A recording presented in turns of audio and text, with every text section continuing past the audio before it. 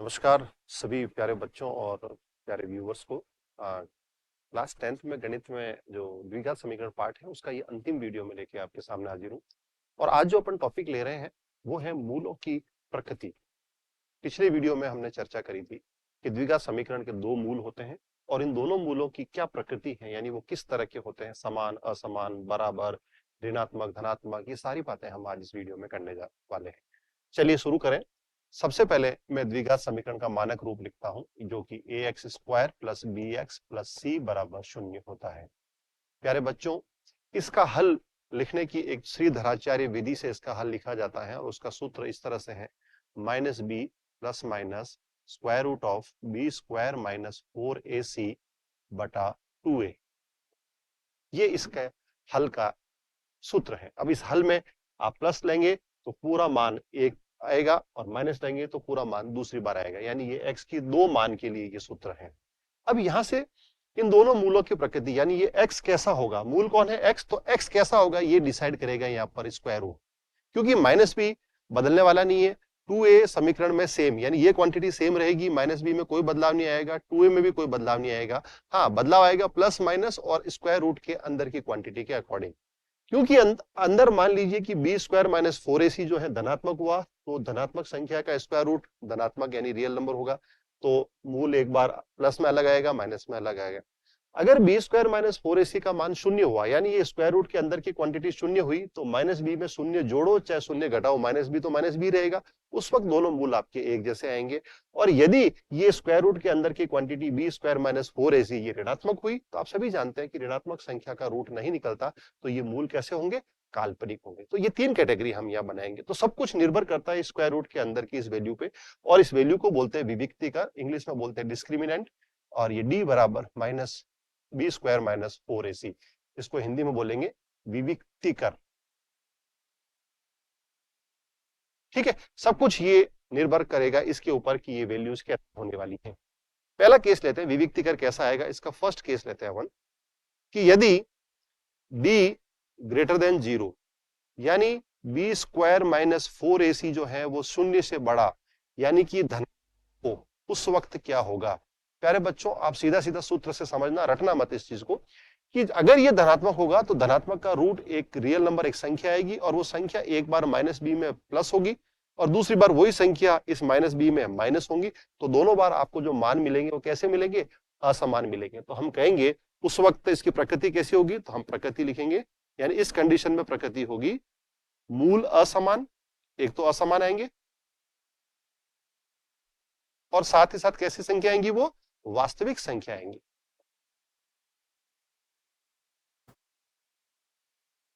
ठीक है, मूल असमान और वास्तविक।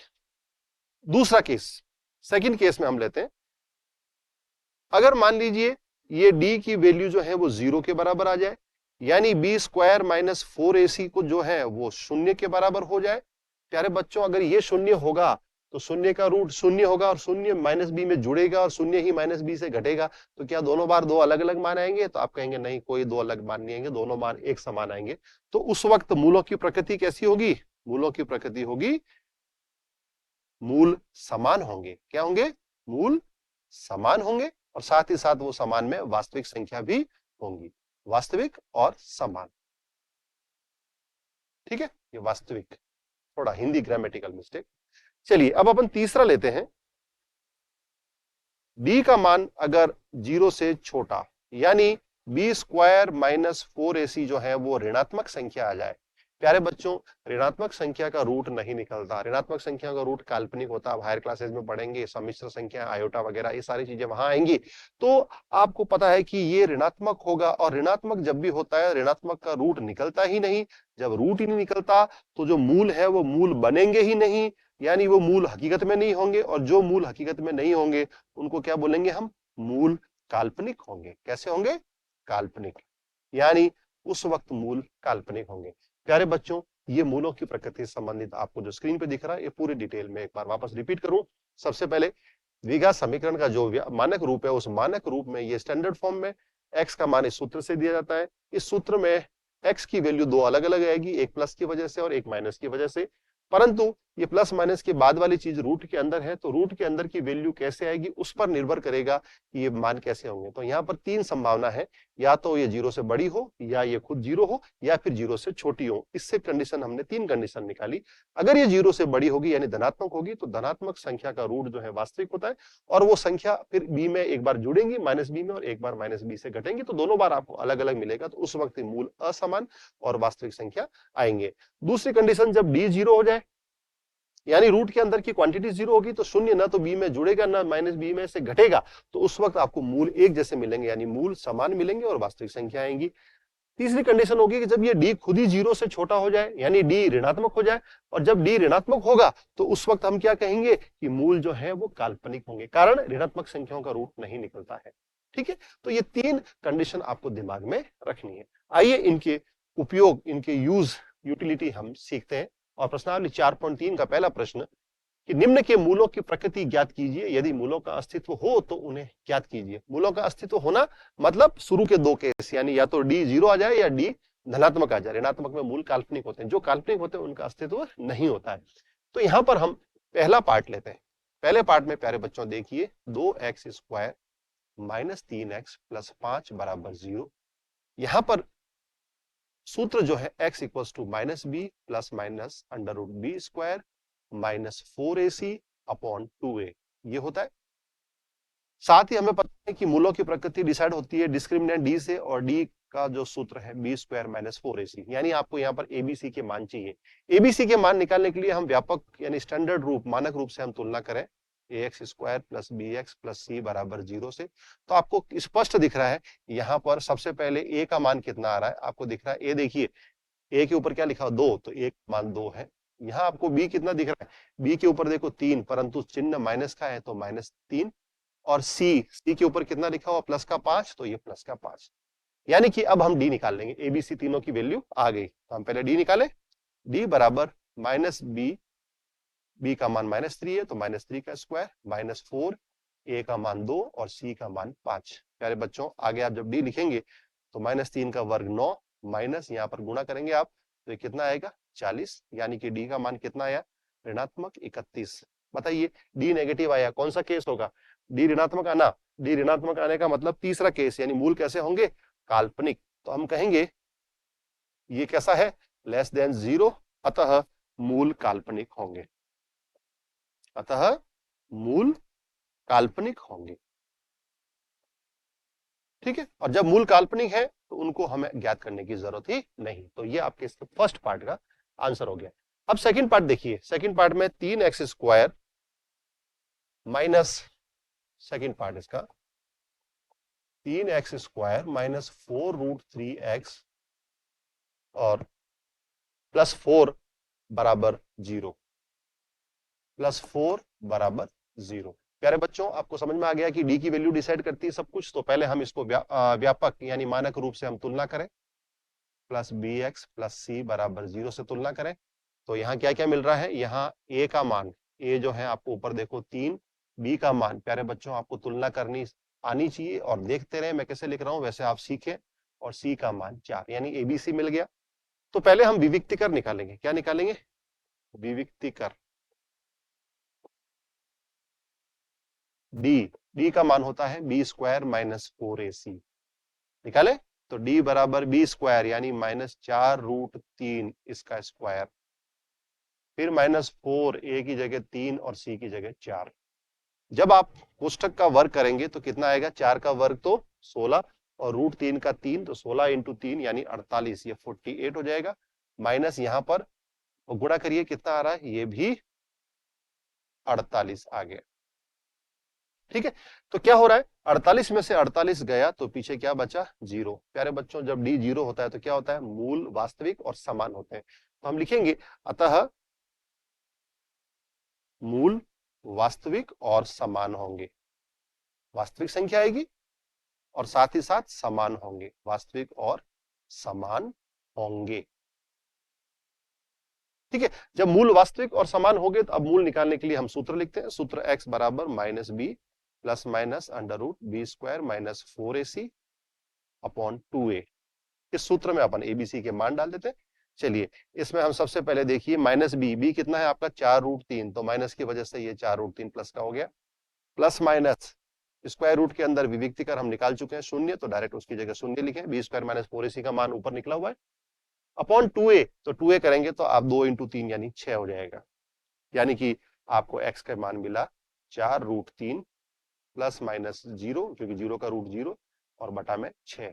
प्यारे बच्चों x के आपको यहाँ दोनों मान एक जैसे मिल रहे हैं और वो दोनों मान होंगे 2√3 बटा 3, यानी 2 के पाड़े से काट दिया इनको, और दूसरा मान भी यही 2√3 बटा 3, यानी कि मूल समान और वास्तविक होंगे। ये लाइन जो हमने लिखी थी समान, देखिए ये समान आ भी गए, दोनों एक जैसे आ गए।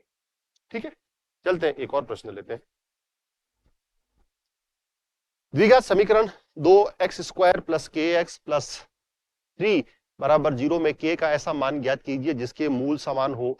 तो मूल समान की कंडीशन क्या है, विविक्ति कर को 0 करेंगे हम, तो पहले हम abc के मान निकालते हैं यहाँ पर, तो हम लिखेंगे यहाँ सॉल्यूशन में, पहले ही आप तुलना करना आप तो सीख गए होंगे, यहाँ a बराबर कितना है 2, b का मान कितना है k और c का मान कितना है 3।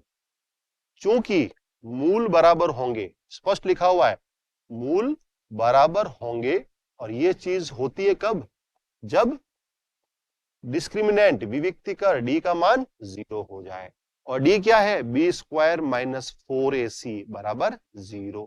अब आप यहाँ abc के मान रख लें। सबसे पहले देखिए b की जगह मैं लिखूं k, तो k² माइनस 4, a की जगह 2 और c की जगह 3 और बराबर में छोड़ दिया 0। अब अगला पद होगा मेरा k² बराबर, ये संख्या गुणा होके 8 8 या 24, ये 24 इधर चला गया, यानी कि k का मान क्या मिला आपको, स्क्वायर रूट ऑफ 24। ठीक है, 24 का स्क्वायर रूट आप निकालेंगे, क्या आएगा, 24 के टुकड़े करें आप। ठीक है, तो टुकड़े करने पर आपको स्पष्ट दिख रहा है कि ये होगा 2√6। प्यारे बच्चों, यही आपका उत्तर हो गया। ठीक है, बड़ा आसान सवाल था, यानी कि कंडीशन दे दी आपको पहले से ही कि यहाँ पर k का मान क्या होगा, कि जब मूल समान होंगे तो समान की हमने कंडीशन लगाई d बराबर 0, d का मान ये लिखा हुआ है, तुलना करके हमने abc पहले ही ले लिया था, तीनों के मान रखे और धीरे धीरे गणना करते गए और अंततः हम हमारे उत्तर तक पहुंच गए। चलते हम अगला एक और प्रश्न लेते हैं आपकी किताब का ही, प्रश्नावली का अंतिम प्रश्न 5वां, बहुत इंटरेस्टिंग सवाल है। ये उन लोगों के लिए काम के जो आर्किटेक्ट होते हैं और कुछ प्लान करते हैं, तो उनके लिए एक वर्ड प्रॉब्लम है, प्रैक्टिकल प्रॉब्लम है कि क्या परिमाप 80 मीटर और क्षेत्रफल 400 मीटर का एक पार्क को बनाना संभव है, यदि है तो पार्क की लंबाई और चौड़ाई ज्ञात करिए। आपको दो चीजें पहले से दे रखी हैं, एक तो परिमाप और एक क्षेत्रफल। तो हल लिखें प्यारे बच्चों, यहां परिमाप और क्षेत्रफल दे रखा है, पार्क को बनाना संभव है या नहीं, तो हम सबसे पहले परिमाप को लेते हैं। परिमाप दे रखा आपको 80 मीटर। ठीक है, लंबाई और चौड़ाई से हमें अंदाज लगा लिया कि ये पार्क जो है वो आयताकार होगा। तो परिमाप आयत का क्या होता है, 2 गुणा लंबाई प्लस चौड़ाई, L plus B, length plus breadth, ये 80। यहां से आपने L प्लस बी बराबर कितना लिखा, 40। अब यहां प्यारे बच्चों हमें पता है कि द्विघात समीकरण पढ़ रहे हैं, तो यहां पर चर राशि तो एक ही होनी चाहिए। तो यहां हम मान लेते हैं, किसी को भी मान लिया मैंने कि चौड़ाई b बराबर x, तब बताइए L बराबर कितना आएगा, L आएगा 40 माइनस x। यहां से डिसाइड हुआ सब कुछ, इसी से डिसाइड हुआ है कि वैल्यू आप कैसे लेंगे। तो b बराबर x लिया तो L बराबर कितना आया, L ये b उधर पीछे 40 में से माइनस होगा तो 40 माइनस x हो गया। अब हमें पता है क्षेत्रफल कैसे लिखते हैं आयत का, तो क्षेत्रफल का सूत्र हमें पता है कि ये लंबाई गुणा चौड़ाई होता है। तो करें, लंबाई की जगह हमने लिखा 40 माइनस x, चौड़ाई की जगह हमने लिखा सिर्फ x, और गुणा करके इनकी जगह क्षेत्रफल कितना दे रखा है, 400 मीटर स्क्वायर। अब कैसे अंदाज लगाएं कि चीज संभव है कि नहीं है, प्यारे बच्चों ये डिसाइड होगा मूलों की प्रकृति से। अगर आपकी इस प्रॉब्लम में डिस्क्रिमिनेंट डी ऋणात्मक गया तो मूल काल्पनिक होंगे, तो ये पार्क बनना संभव नहीं है। हाँ, अगर डी पॉजिटिव हुआ, डी का मान 0 हुआ, तो ये पार्क बनना संभव होगा, और उस कंडीशन में हम लंबाई और चौड़ाई यानी कि दोनों मूल एक्स के दो मान हम निकाल लेंगे। चले अपन आगे, चलिए अब यहां पर सबसे पहले ब्रैकेट ओपन करें तो कितना आ रहा है, 40x माइनस एक्स स्क्वायर बराबर 400। समीकरण को स्टैंडर्ड फॉर्म में लाने के लिए मैं दाहिनी तरफ भेज के वापस पक्षांतरण कर रहा हूं, x square minus 40x plus 400 बराबर 0। और आपको यहां पर दिमाग लगाना है कि दो चीजों को 40 के दो टुकड़े होंगे, जोड़ने पर तो 40 आए, गुणा करने पर 400, 20 और 20 40 और 20 और 20 का गुणा 400। तो हम फटाफट लिख देते हैं कि x square minus 20x plus 400 बराबर 0। यहां पर हमने दोनों में से कॉमन लिया तो x माइनस 20, पीछे वाले दोनों में से माइनस 20 कॉमन लिया तो ये भी x माइनस 20 और बराबर में 100। इसकी आगे की स्टेप में यहां लिख रहा हूं। तो आपको दो कोष्टक मिले, एक तो x माइनस 20 और दूसरा वाला भी x माइनस 20 और बराबर में 0। आप यदि करके, क्योंकि दो चीजों का मल्टीप्लाई 0 कब होता है, जब दोनों में से बारी बारी से 0 करें, तो हम एक ही बार 0 करेंगे क्योंकि दोनों एक जैसे हैं। यहां से x का मान मिला आपको 20 मीटर। अब यह मैंने यूनिट लगा ली क्योंकि मुझे x मिल गया, मेरा x जो है वो 20 मीटर आ गया। अब x 20 मीटर आया तो प्यारे बच्चों आपको स्पष्ट समझ में आ रहा है x क्या था, चौड़ाई। यानी कि यहाँ पर b का मान हो गया 20 मीटर, उस पार की चौड़ाई तो 20 मीटर हो गई, और चौड़ाई जब 20 मीटर हो गई तो लंबाई l कितना है, ये 40 माइनस x। तो l का मान कितना होगा, ये 40 माइनस 20, यानी कि लंबाई भी कितनी हुई, 20 मीटर। अरे ये तो मजेदार चीज हो गई, लंबाई और चौड़ाई दोनों के मान बराबर आ रहे हैं, यानी कि ये पार्क आयताकार न होके कैसा है, वर्गाकार पार्क है। तो ये आपकी समस्या सॉल्व होगी और लास्ट में ये उत्तर मिल गया। तो आप सभी से मैं गुजारिश करूंगा कि चैप्टर 4 द्विघात समीकरण हमारा यहाँ पूरा हो रहा है। सारे वीडियोस आप ढंग से देखें, समस्याओं को घर पे पढ़ सॉल्व करते रहें, पढ़ कर, क्योंकि अभ्यास का विषय होता है गणित, और निरंतर अभ्यास करते रहिए और हमारा नमस्कार कबूल करें।